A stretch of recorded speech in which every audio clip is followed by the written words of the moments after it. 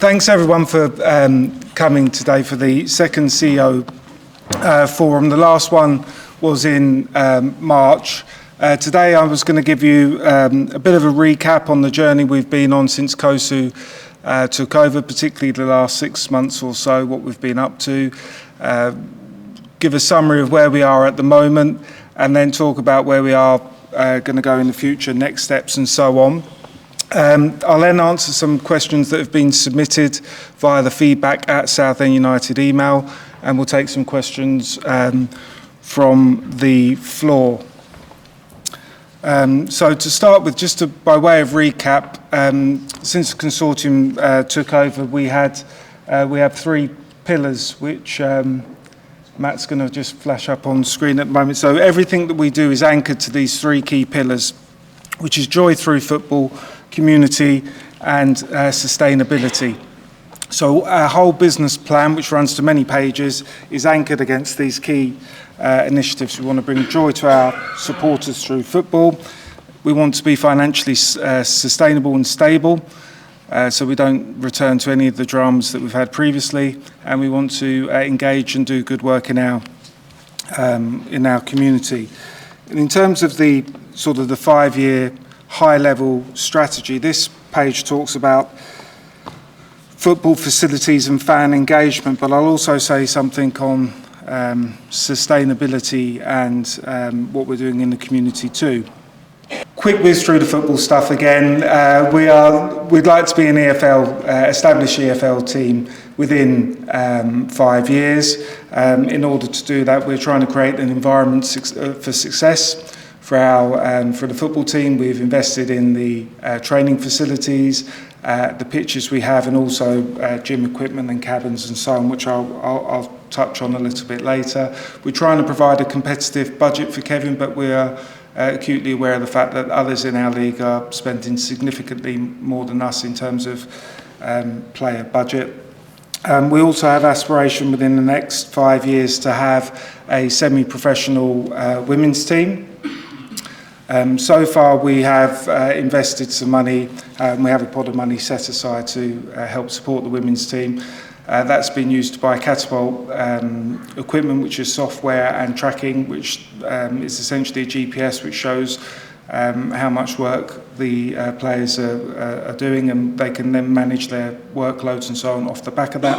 And we've also invested in additional pitch time for the women's team so they can get more hours on the grass or on the plastic as it happens to be.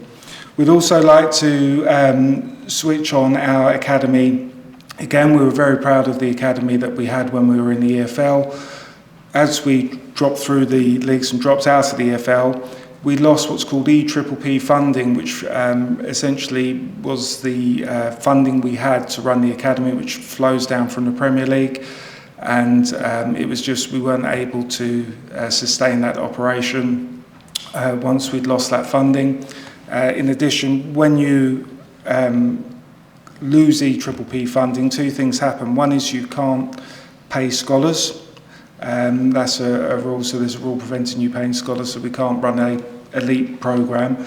And secondly, the players that we develop, we lose all compensation rights on them. So we could invest, £100,000 developing a player, and somebody could knock on our door and take them for nothing. So we are very keen to get the academy up and running as soon as we get back in the EFL. So that's high level what the aspirations are for football, and what we've been doing so far to move in the right direction in that regard.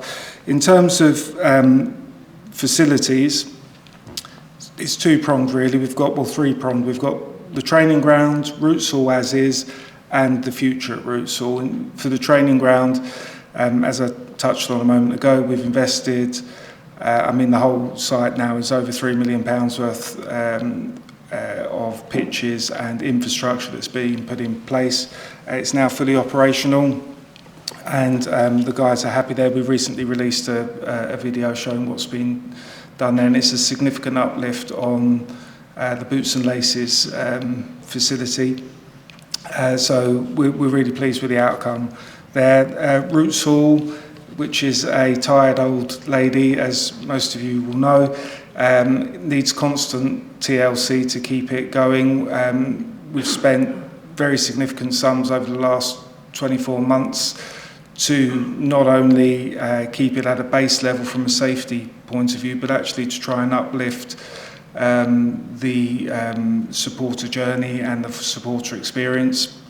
We've still got a long way to go on that, but things that we've done so far, we've switched the northwest quadrant back on, so fans are back in the north, which included uplifting and renovating the toilet facilities, putting in a bar, and dropping in the food wagon that is there at the moment. We've also put a alcohol cabin at the back of the west.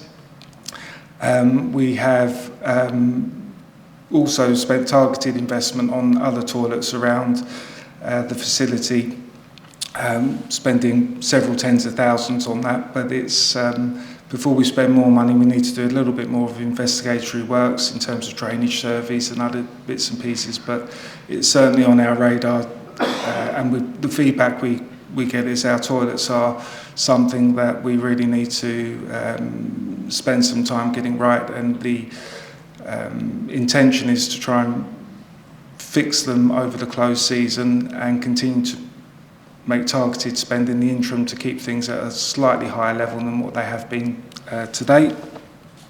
And then in terms of the Roots Hall precinct and the plans for the future, we are well in the throes of a feasibility study at the moment, so we've engaged architects, planning consultants, cost consultants, and a project manager, and we're just pulling all of the strands together to explore the possible in terms of the Roots Hall development. The east stand is a wooden stand. It's in need of replacement, and that's something that we're very keen to push ahead with. But we've got to go through this initial stage of getting the feedback from the professionals. Once we've got a base, we will then go out to our fan advisory board and supporters generally, get further feedback before we come up with a master plan, which we will present. In terms of fan engagement, we have a fan engagement strategy, and part of that is the CEO forum that we're all here for today. We've also introduced the fan advisory board, the youth advisory board. We published a document that was a snapshot of our financial performance for last year, so we're trying to uplift transparency and give the supporters more information on where the money that you all spend with us goes. We continue with our supporter liaison meetings and our Shrimpers Trust liaison meetings, and we've again got nominated for Best Football Club in the non-league content award, something that we won last year. So we feel like, whilst we're not the finished article and there's still work to do, we feel like we're making progression, and to some extent that was acknowledged in the when we got a bronze award in the recent survey in relation to fan engagement. So we're very proud of that as well. As I say, I'll come on to sustainability shortly. If you wouldn't mind flipping on to football. Yeah, so football. So as I said, we've created this environment for success with the new training ground. We've strengthened the squad with some good additions. We've also invested in data, so we've got some additional software which is running in parallel and supporting what we're doing on the with the traditional scouting side of things. And then on the facilities, as I said, we've uplifted the northwest quadrant, we've dropped in the bar, we've uplifted some toilets, and we've also given the changing rooms a bit of a spruce up. One other thing that is in train at the moment, we're looking to put a bar at the back of the north to cater for away fans, because it's although we might not necessarily get that many away fans to every game, we think it's important that we give them an offering to get a drink and have a nice space to socialise when they come to us. And then in terms of the fan engagement, as I said, we think we're making some good strides on that. The fan survey was was positive. We had 1,407 responses, and of those responses, 97.8% said they had pride in the club, which I think if we went back a couple of years, they may not have had. That could have been a different percentage. So we're proud of the efforts we've made in relation to that. And as I said, I'm just talking a little bit about the community. The stats up on the screen at the moment, which I won't read out, is what we've done as a club. This is separate to the great work that our community foundation do in the community. So we're looking to increase the work that we do with the foundation and increase the impact we have in the community. But we've raised a decent amount of cash. We also put on the coach for the Wembley final, which was received really well, and we think we're making some good strides on that as well. So of the three pillars, sustainability is arguably the most important, because we want to make sure that the club continues to strive, doesn't have the problems that we've had previously, and that when COSU exit the club at some point in the distant future, that it's in better shape than it was when we took it over. So this slide shows the uplift in commercial revenue, gate receipts, food and beverage, and average crowds since 2023, and everything is moving in the right direction. Gate receipts, you can see, is now up at targeted over 1.57 million this year. Commercial revenues have gone up significantly in that same period, and food and bev. A lot of this is driven by the average crowds going up as well. You'll see that we had an average crowd of 6,000 in 2023, and we're now targeting 7,700 this year. As we sit here today, we're at 8,165. So the support that the club has had has been incredible. We're all very grateful for what you guys are doing, coming in and spending your money and helping us get the club back to where we want it to be. But the work isn't over yet. We are, notwithstanding the fact that all of those commercial revenues are going up, we are spending a lot of money at the same time. You've seen some examples of that in terms of the facilities.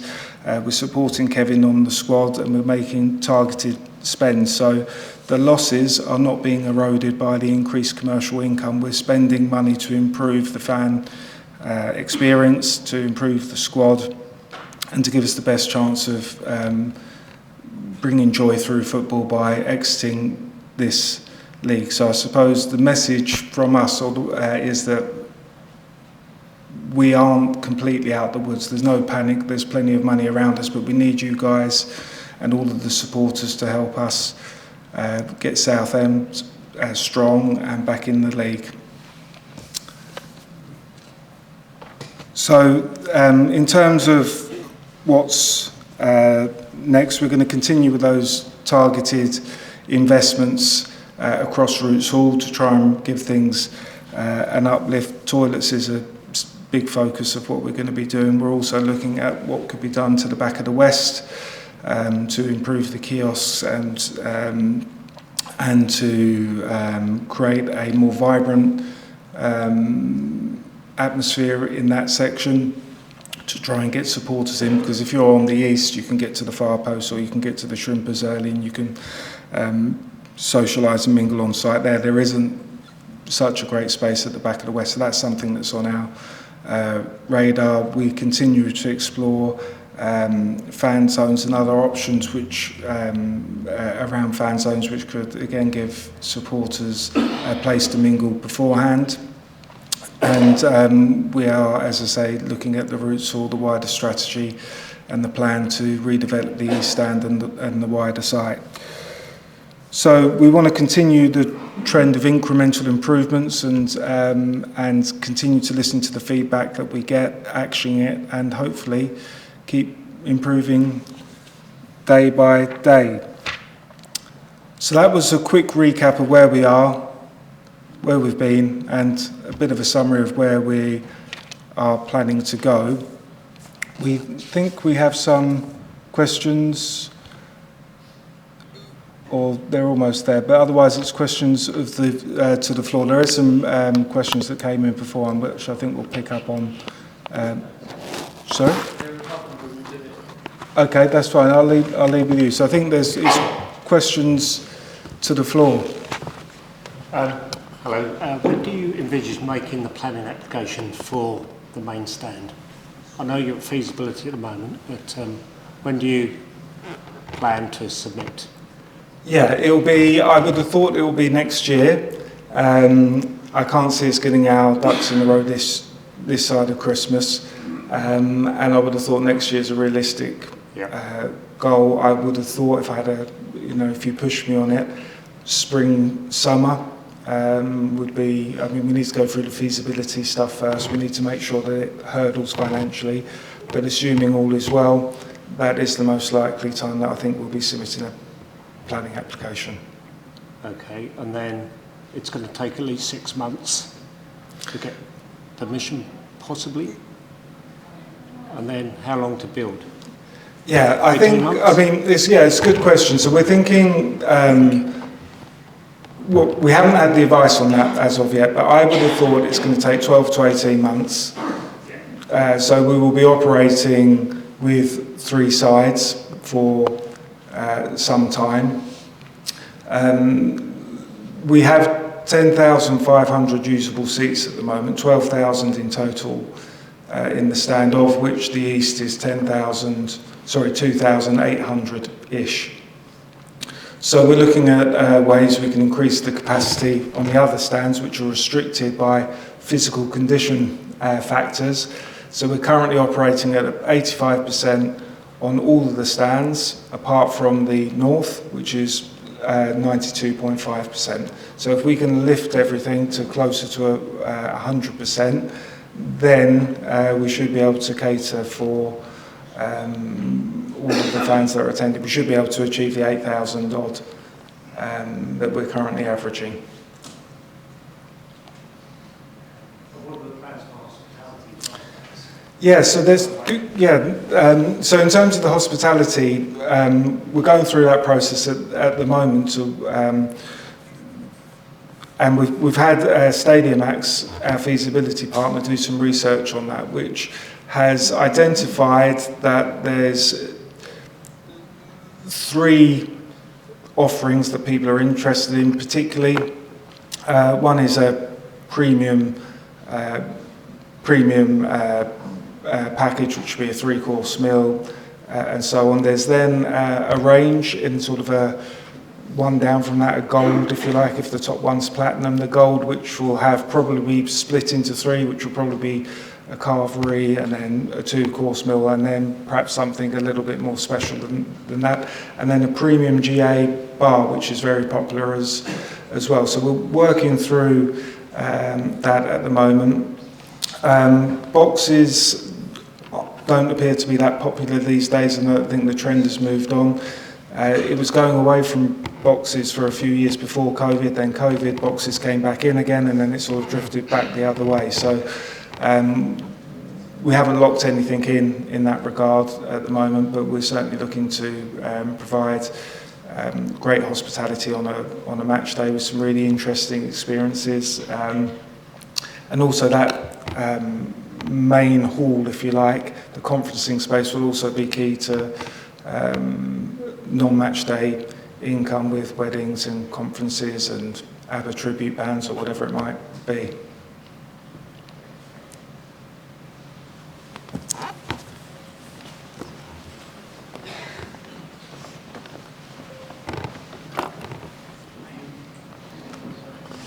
Hi Tom, 2 questions if I can, I'm going to be greedy.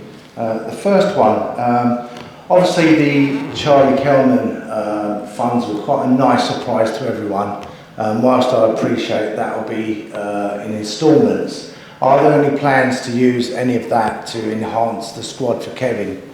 And obviously, have there been any plans, with the rest? And the second question is through my podcast actually, someone asked. Relating to the game on Saturday, Folkestone, What was the decision to, or the thinking behind the decision to only open the east and the north? Because I think a lot of fans felt that actually we could have, bearing in mind the attendances this year, we could have probably done a lot better. Yeah. Thanks for those questions, Phil. So in terms of the Kelman money, you're correct, it comes in instalments. There is the player budget is set. We've invested or bought a significant amount of players since Kev has come in.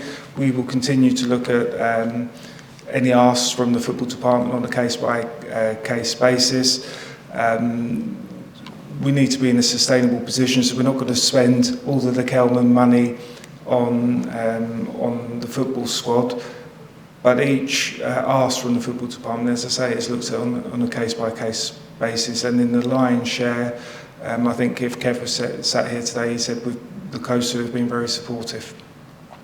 On your second question, so opening up 4 sides of Roots Hall costs us about £14,000. Each side you switch off reduces the overheads because you've got stewarding, marshalling, and people checking the tickets and so on. So for games that we usually just do the north and east, we had a contingency plan to open up the south upper if needs be. But if we were to, for example, switch on the west as well, we'd be looking at a operational cost of about 14,000 against about half that for what we did. So it was financially driven. It just wasn't, the economics don't add up to open up more than what we did. So that was the rationale for it.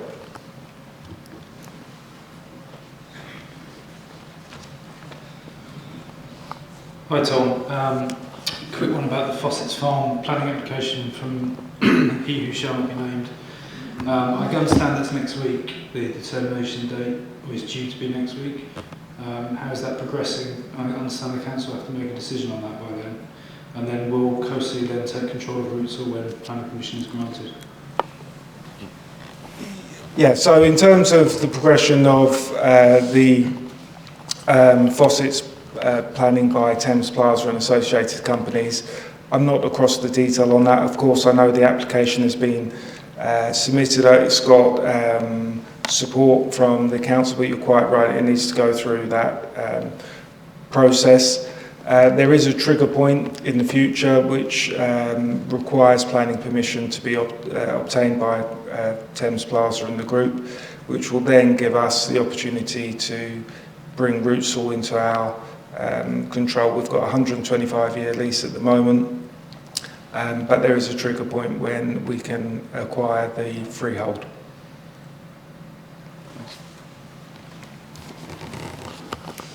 Hi Tom, thanks for the update. Back to the redevelopment of the East Stand, if I may. Clearly all our hospitality facilities are in there at the moment. If we're going to lose that stand for probably the best part of the season, you've already mentioned the lack of facilities around the rest of the ground. What plans are there to upgrade other facilities to mitigate against the loss of hospitality income on match days? Yeah, so we're working through that at the moment. We've already dropped in a couple of small kiosks for the general admission. We're looking to provide more kiosks for general admission on the west and on the east side as well, probably in part of the car park. We're just working through that. In terms of hospitality, there's several options which are available and that we have looked at. One is a marquee, one is a prefabricated metal container which will be box park style, and there's a couple of other options as well that we're working through. There's a couple of there's as I say, there's a few things for us to go through. Location, because when we're building the East Stand, we've got to make sure that we can get access and egress, and the Safety Advisory Group, which is the committee that oversees the operation of the stadium. It's the council, the police, the ambulance service, fire and so on. Make sure they're happy with what we're doing. And also there's the financial element of it as well, because you can spend quite a lot of money on a temporary facility, and it's just making sure that we get the balance right, because of course we need to cater for our hospitality guests, and the numbers that have come back on the feasibility study suggest that there is significant appetite for a greater hospitality offering, and we'd like to try and entice people in before the stadium is up and running. So it's certainly on our radar. It's been worked into the overall plan and scheme of things, and probably in the early part of next year we'll have a bit more of a direction of travel on that one, at which point we'll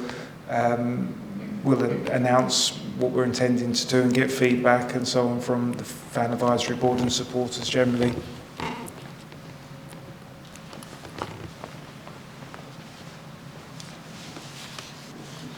Hi Tom. Hello. I'm just asking about the disabled access, and I'm in the East Stand, but I can no longer go right down the front. My knees are right up against the boards, advertising boards. Now, I wanted to go at half time to use the facilities. I can't get up the back, so I go down the front and round. Stewards were telling me you can't do that because we've got nobody to make sure that you go round and use the facilities and come back. Now, what I used to do last season, I used to be in the blues, which are for, the players or whoever, all the freebies. I've got a season ticket, I've got proof, and it all clicked in, and then I used to get the first seat available. So I'm just on the corner, boom, on there, done. I know after the game we have to wait, but if I need to go to the toilet, the stewards were great. I could just go round the corner, and then when I know football, when the ball's up the other end, and that's in the South Bank, then I can get quickly in. Well, I can't go quick, but I'll get into my seat. Now I can't do that. So where do I go? That's new this season, is it? They've prevented you? Yes, for using the front seat of the Blues in the corner near the away fans and the North Bank. Yeah, I don't know what the answer is to that one, but I shall find out and get your details and provide a response. Please do, because I've talked to the ticket office manager and her hands are tied. Safety office manager, I know, his hands are tied. Yours, I mean, you'll find out about it and go from there. And it's just not just disabled for me. There's other people that it could involve.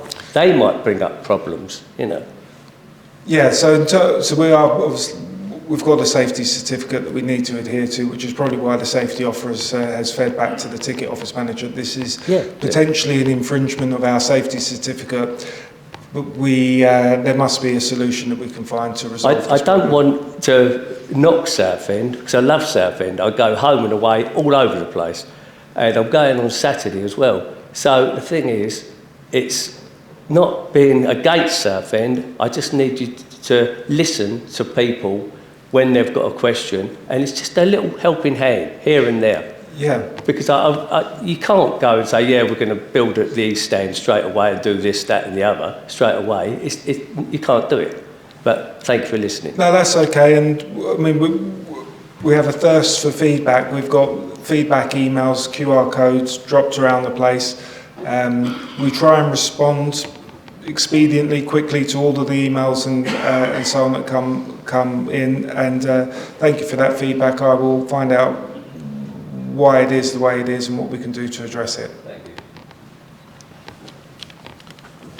Hi Tom.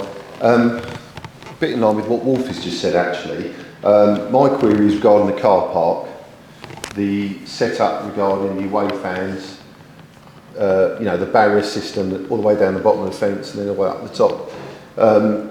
I've seen on a number of occasions where we've had less than 3-figure away fans turning up, where people that have got walking difficulties, maybe disabled, this, that and the other, would like to try and get out of the bottom of the car park when there's no one else around, there's no away fans around, anything like that, and they've asked the stewards if they can just unlock the barriers just to let them through, and they're being refused.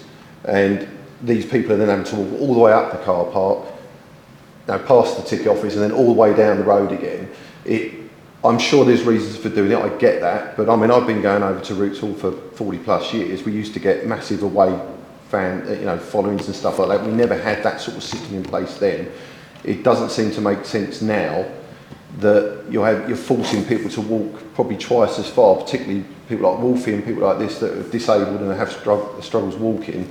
It doesn't seem to make sense that we've got that system in place for maybe 30 or 40 fans.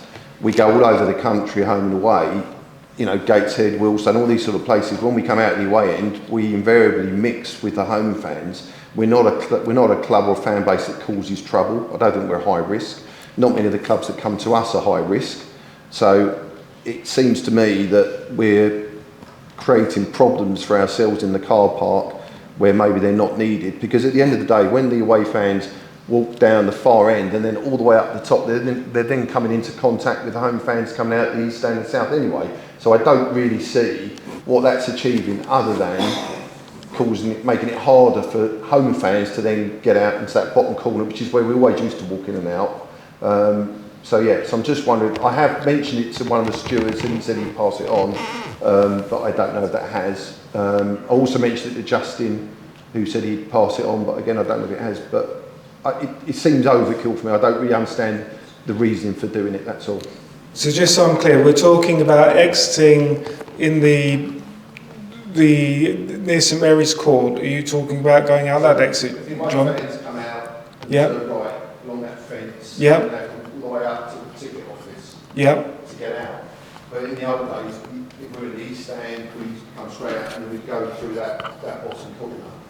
Yes. But at the moment, the away fans are being forced to walk all the way up the top, Yep. as are us as home fans. But I don't understand why we do it. There's Yeah. not No, much okay. like I've got. that. Yeah, I've got the question now, and that has come up to me, and I think I've responded to a couple of people who have raised a similar question. I'm sorry if that response to you didn't make its way. When we switched the northwest quadrant back on again, we were looking at the flow rates, which is because we're going back one step, because we're regulated regulated stadia, we have uplifted safety requirements and so on. One of the things we have to do is have a stewarding plan, and we need to have P&S factor calculations, which are physical condition and safety calculations, which is all about flow rates, which is how wide the access and egress point is. So the reason that's relevant is because when we were looking at trying to bring supporters into the northwest quadrant, what we really wanted to do was bring them via Shakespeare along the back of the west, and you can go straight into the north. It's one big concourse. Now, there's 4,000 seats in the west and there's about 1,100 in the north, and there isn't sufficient width to get all of the supporters in and out via Shakespeare. So we had to put the gate up at the back of the west, and Shakespeare serves the west only, and Fairfax, which was historically, as you know, the entrance for away fans, is now the entrance for the home fans. So we've had to bring in the away fans via the car park in that in the manner you described. Now the reason that it goes up to the gate near St Mary's Court and around the corner up to the ticket office is because the safety advisory group had concerns about supporters all leaving through the St Mary's Court entrance onto a busy dual carriageway. Now, if we're playing Boston on a Tuesday night, that's less of a problem than if we're playing, one of the bigger teams on a Saturday. So I think we could probably revisit whether or not we need to have two egress points for away supporters, but I can't see any way of getting the home fans out of the St Mary's Court access point, which I think is the question that you're... We've used it for years, so I don't really understand what... The difference is that for years, away fans came in via Fairfax, and now they don't. No, I get that, but you're talking about, in some cases, 30 or 40 fans. Correct, yeah. I'm just wondering if you know No. there's going to be a smaller Yeah, no, way from it. Is it possible? I'm thinking more for Yeah, people no. like disabilities and things like that. No, it's a good question, and the reason that we do it that way is as the safety certificate and so on. But I think the point you're making is that really proportionate. Can we revisit that, which we will do. So I'll take that as an action point to review.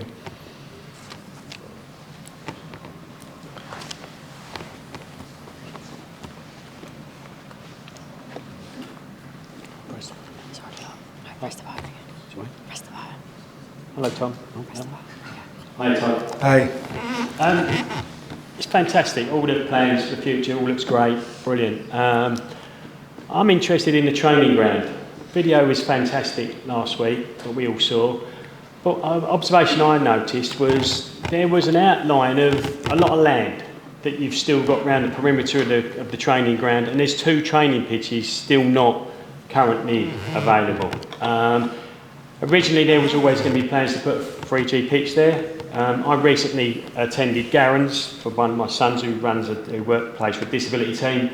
Obviously the facility was fantastic.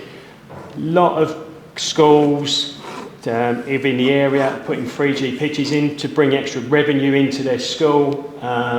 What's your plans? Is that something on the agenda? Because there is obviously a big market for it, especially with local teams to come in there. I know obviously car parking could be an issue there, but surely that to me would be a priority over the stand, because you're going to bring a lot of money. You could bring money into your club from outside the community, and kids, they love it. It's 24 hours, you can use it weekend, match days, all the time. So what's the issue, what's the plans there with that?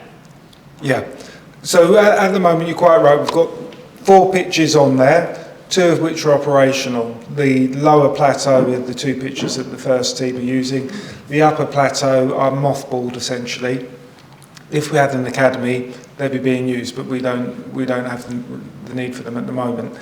Now, in terms of what they could be used for going forward, you're quite right, 4G pitches or 3G pitches, all-weather pitches are certainly an option. It falls within the Rochford borough rather than Southend. The only reason that's relevant really is because when you're looking at a planning application and pitch poverty, it's slightly different between the 2. So there's pitch poverty of I think 13 pitches in the Rochford district, so there's demand for the pitches. The area where the training ground is located is within the green belt. We do have planning permission historically for 1 all-weather pitch. You're quite right, there's a possibility to put more than 1 up there. We are considering the best way to sort of monetise that area in a sensitive way, because it is in the green belt. And the type of asset that you're talking about, I think, could work really well.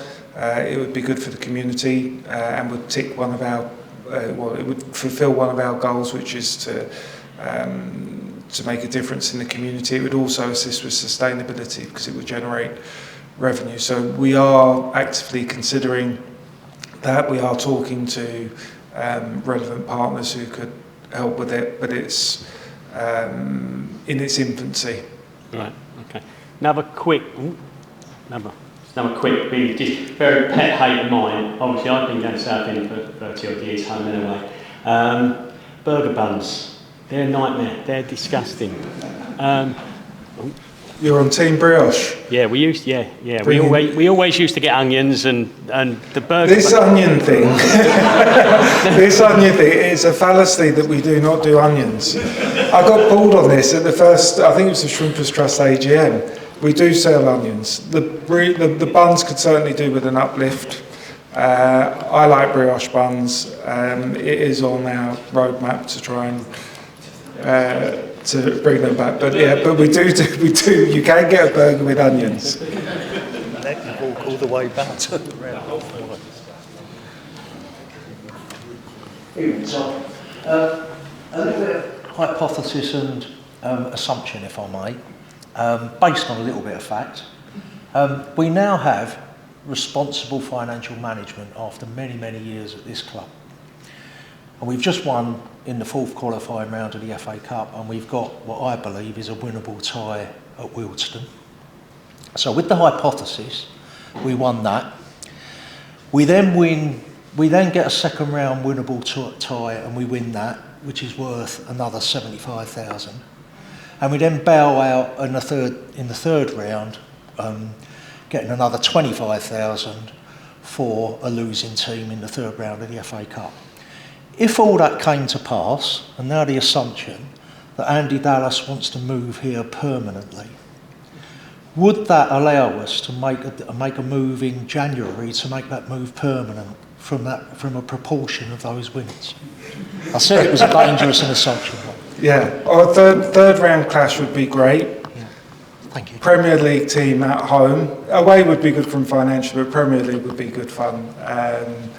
On TV would probably be 150 grand just for that. You know, the digital ad boards would probably be about another 50 grand, plus all of the revenues and commercials. So we would have some cash if all of the stars aligned.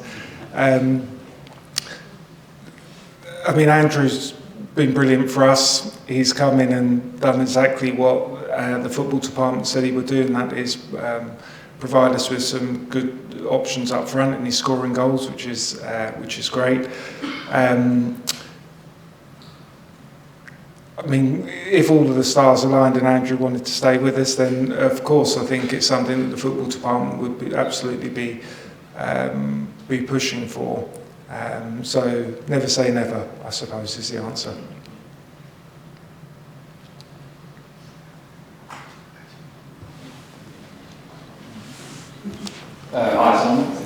Some forwarding questions.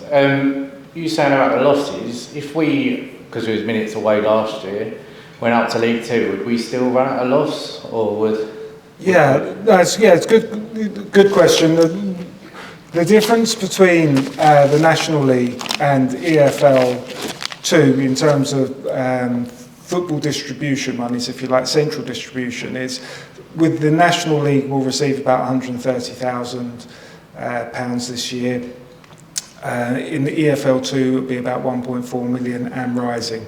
There's a new deal which is about to be announced, I think. So it's a significant difference. Ticket prices go up.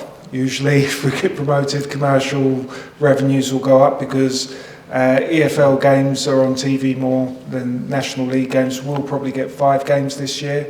We'll get £5,000 for a home game, £2,000 for an away. EFL 2 clubs get about 20 games on television, albeit a lot of them are on the red button. National League, the zone games average about 37,000 people watching them. EFL 2 games average about 297,000. So there's more eyes on the EFL, so all commercial revenues will go up. Player wages will almost certainly go up as well. So we will not be breaking even in EFL 2 on its own, but we will certainly be losing less money. We'll be in with a new East Stand, promotion and a new East Stand will give us a fighting chance of moving to a sustainable position. And also, just on the youth team, last time I mentioned it, it feels like pre-season there was nothing about, and then you've got like Stone and Faulkner.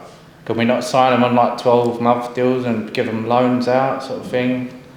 It doesn't really feel like we've made progression on that side of things. So when we had the academy, there was a clear pathway through to the first team, the likes of Ollie Coker and so on. As I mentioned sort of at the outset, when we fell out of the elite system, our foundation took over and they've been doing a great job. The pathway is still there. It's not such a simple road for them to take because, as I mentioned, you can't offer scholarships when we're a third-year scholarships as a non-EPPP club.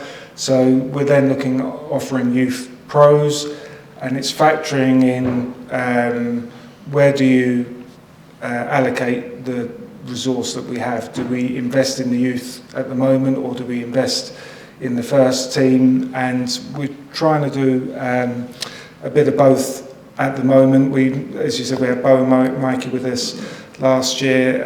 Jack Stone has done brilliantly for the under-19s and the foundation team. We're in discussions with Jack with a view to him signing a first-year pro.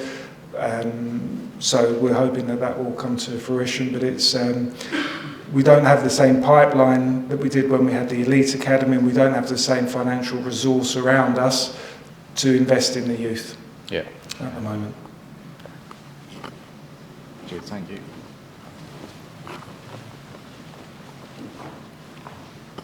Hi Tom, just a few questions about the current state of Roots Hall, the Tide Lady.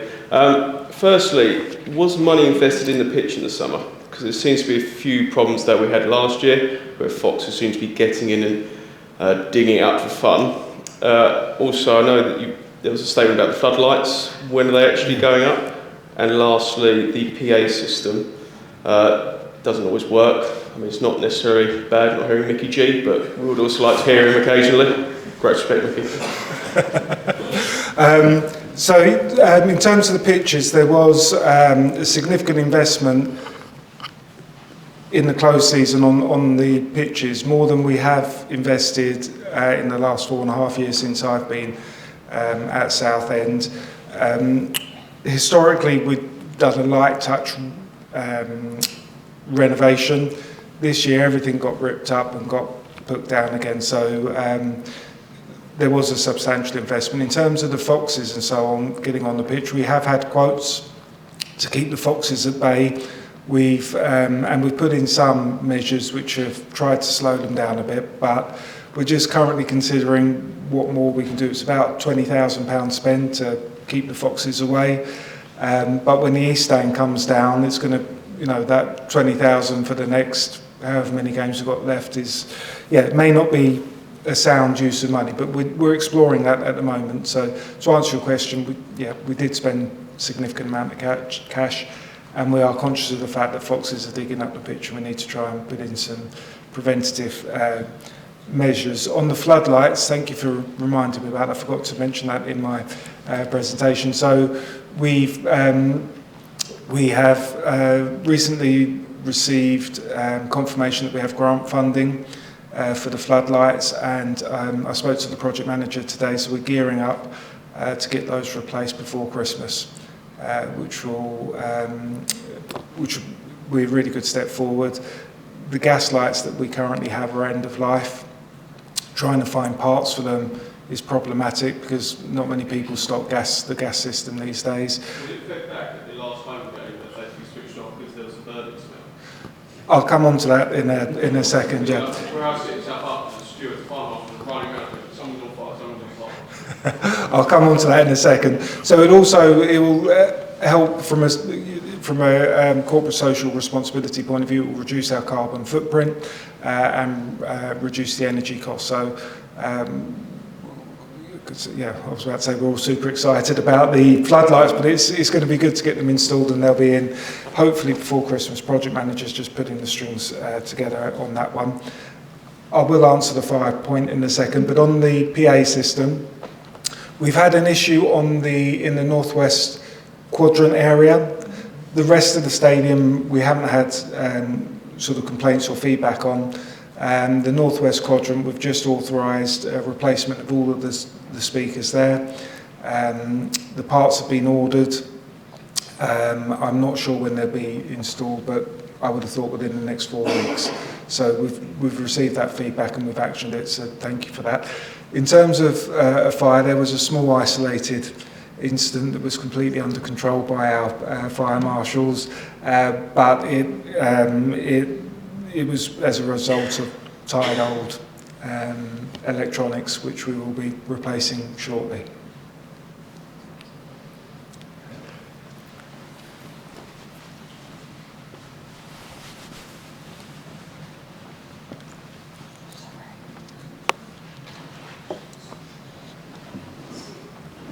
Tony Steps again for the day.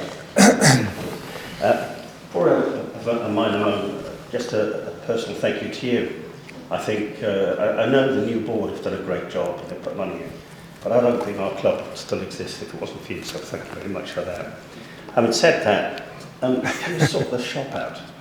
Yeah. I mean, just buying a shirt that fits somebody who's a bit portly these days. I've given up. I used to buy home and away shirts. I've been going for 40 odd years and I've had home and away, but drawer full of them. I've given up now because you go in there, they're just not there. But having moaned about that, thank you for, I think you've saved our club. Oh, well, thank you for those kind words. I mean, there's loads of people behind the background before the consortium came in. Reece, Matt, and some of the other guys are here today. So thank you for that. With the consortium coming in, we've now got a really good platform. We're all really well supported. So we're looking forward to seeing what we can achieve in the future. In terms of the shop, I think there's two aspects to it. Macron as a brand, and secondly, the running of the shop. The shop is run at the moment by Macron, and the kit is supplied by Macron. So in terms of stock levels and so on, we give feedback and suggestions. Some of that is listened to, other elements of it are not. That causes frustration with the supporters, and is something that we will be changing. We'll be taking the shop in-house from next season, so we will have control over stock levels and the range of items. So if it's not right next year, it's on us. And in terms of sizing, we've received that feedback, and we're looking at the brands and who to partner with and so on. But yeah, you're quite right. I think I'm a 3XL, and I don't feel like I should be, but I am. So yeah, we're looking to, from next year, really kick on with the shop, and we think there's a huge opportunity there to do things better and improve things from a customer point of view as well. Sorry, it's on me again. Yep. Just a question on the ladies' team, because I think we sometimes forget there is a ladies' team now. Now you mentioned about the 5-year progress plan to turn them into a semi-pro team, but what is the development structure over those 5 years to integrate them to the team? Because I think they do deserve more recognition. Yeah, so it's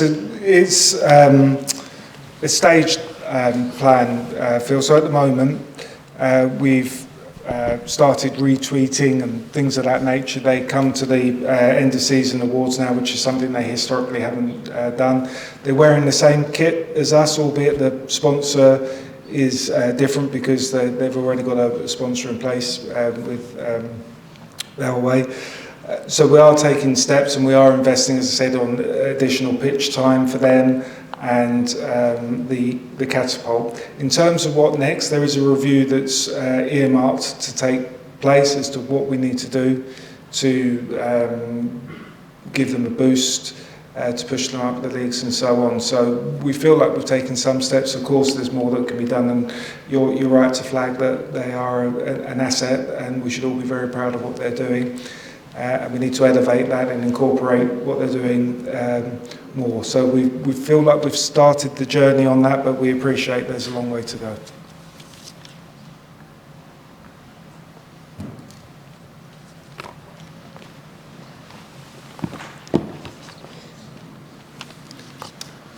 Can I ask a question on priority ticket sales, please? I think last season, for the last playoff game, non-season ticket holders that had been to the Rochdale game got priority over season ticket holders, and additionally shareholders didn't receive any priority last season at all. Can you describe what the policy will be for this season if we're fortunate enough to be in the same position? Thank you. Yeah, thanks for that question. So dealing with the shareholders element first, that's something that's been elevated up to board level now, and we're reviewing the position. We've dug out all of the historic documents to see what promises were made with the intention of honouring what's been said in those documents. In terms of what happened last year and what we'll be doing this year. We've had feedback on what was done last year, and we will we'll review it again in the event that we get into a situation where tickets are restricted. So if you could email in and provide that feedback, then I will come back to you in writing, and we will take everybody's views on board, because we don't want supporters to be disheartened with not being able to get tickets. Hi Tom, just a quick one, going back to the Southend ladies. Will there be any intention for them to play a game at Roots Hall in the near future? Yeah, it's something that's been asked, and I think we are reviewing that at the moment. Yeah. Okay, yeah. So we're looking at providing that for the. We'd like to get a game on at Roots Hall. As I said, the difficulty, one of the difficulties we have is it costs 14,000 to open up all of the stands. We're not going to get 14,000 of revenue to cover that. That doesn't mean we won't do it, but there's other things that we need to consider, which is the pitch deterioration. So I think it's most likely that if we can do it, it will be in the spring, once the pitch has got through the difficult period in sort of December, January, February. But it's something that's certainly on our roadmap. It's a question that's been asked several times, and we'd like to be able to help facilitate that.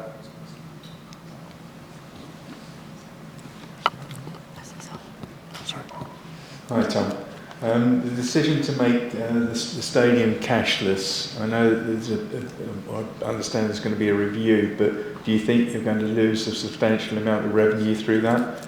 Because, I mean, for example, the pubs are probably jumping up and down with joy that they'll attract the people that want to spend cash and don't want to use their cards. And I think there are still a number of people in the world that do cash is king. So I appreciate the logistics and the throughput and the efficiencies, but do you think that ultimately it could come to bite you in the bum and you'll lose money? So on the cashless, it was. I don't think the rollout of the cashless initiative was perfect. I think we did circulate or did email the fan advisory board for some feedback on that. But in terms of wider consultation and really pushing for feedback and so on, I think we could have done a better job on that. So in terms of learning, I think, as I say, we could have done that better. In terms of, do I think we're going to lose money as a result of the move to cashless? I think for sure there'll be some supporters who are pretty passionate about being able to pay with cash. However, I think overall we'll be in a better financial position. Speed and transaction improves, stock control improves, wastage improves, and whilst we only have the data for the game versus Aldershot, what that showed was that there was a 20% increase in spend per head. So the supporters were spending more money, probably because of the speed of transaction was quicker. So we will do once we've, I mean, it's one game, so we'll need to give it a bit, a few more games to run through, but we will do a summary to let supporters know what the results are. But initially, from a commercial point of view, and as part of our goals to be sustainable, it looks very positive.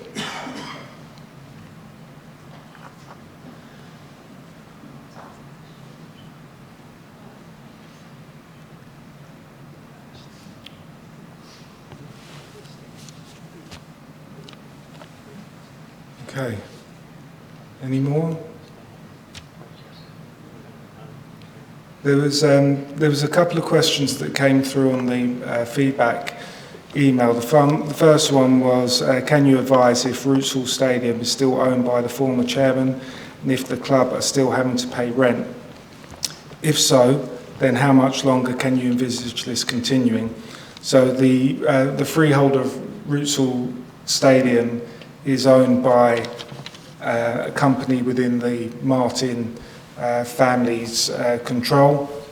We have a 125-year lease on that. We're paying a de minimis small amount peppercorn rent at the moment on it, and there is a roadmap to us acquiring the freehold. The other question that's come through is, can you please let us know why the club are now so slow in updating the fans in certain areas, such as the Fan Advisory Board? So the Fan Advisory Board has been meeting quarterly. I think that's increasing to bi-monthly now.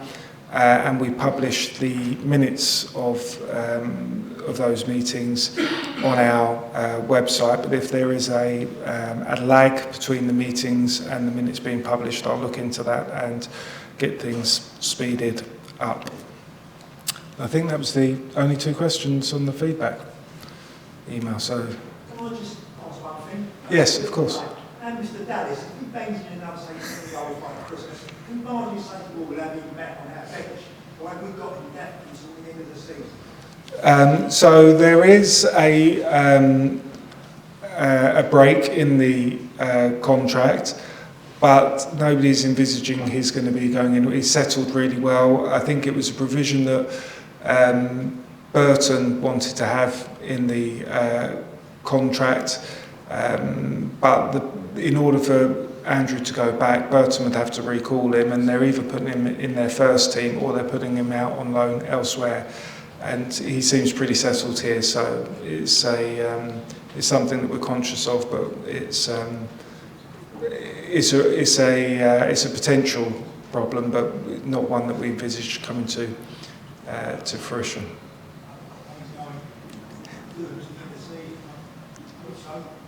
He's been great. I mean, I think the team in general, I think, is they're tracking at 1.7 points a game, which is pretty good. You know, if we beat Morecambe in our next league game, we'll be tracking at 1.78 points a game, which gets us 82. So I think, you know, so far so good.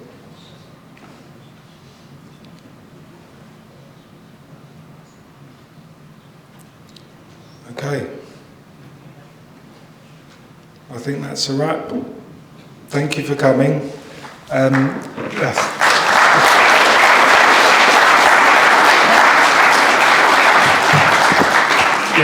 I'll be stopping for coffee if anybody wants to grab me and chat about anything. But yeah, thank you all for coming. Thanks for your time. Cheers.